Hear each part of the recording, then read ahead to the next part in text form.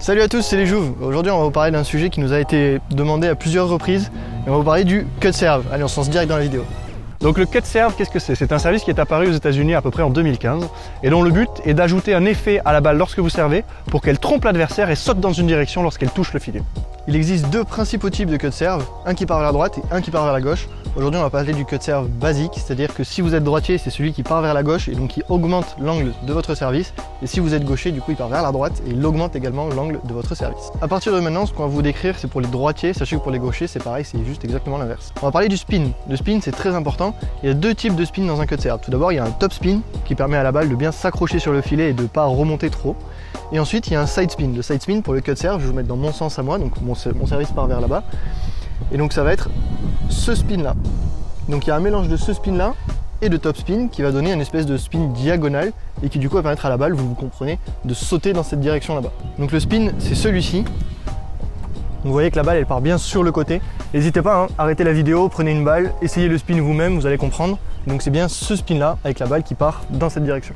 Très bien, donc le cut serve, ce n'est pas un service pour débutants, il faut que vous maîtrisiez d'abord votre service. Pour cela, nous avons fait une vidéo sur les services, n'hésitez pas à y jeter un œil. Et maintenant, je vais vous expliquer comment créer ce spin lorsque vous frappez la balle. Ce qu'on vous propose tout d'abord, c'est pas de frapper la balle, mais c'est de vous entraîner à la lancer avec votre main.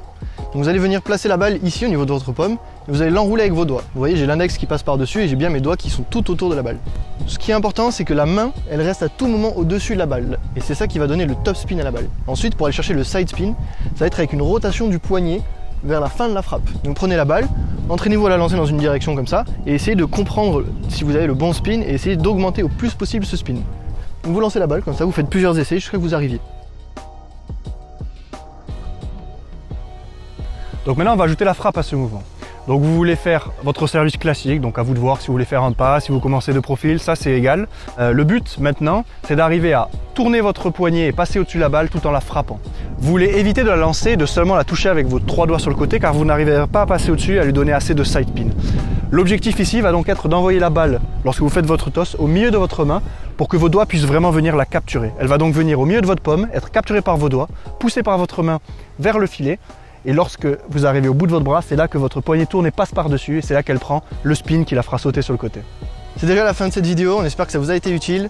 N'oubliez pas, comme d'habitude, likez la vidéo, abonnez-vous à la chaîne, posez en commentaire vos questions si vous en avez. Si vous avez des vidéos à nous envoyer avec des questions en complément, n'hésitez pas, on est là pour vous aider.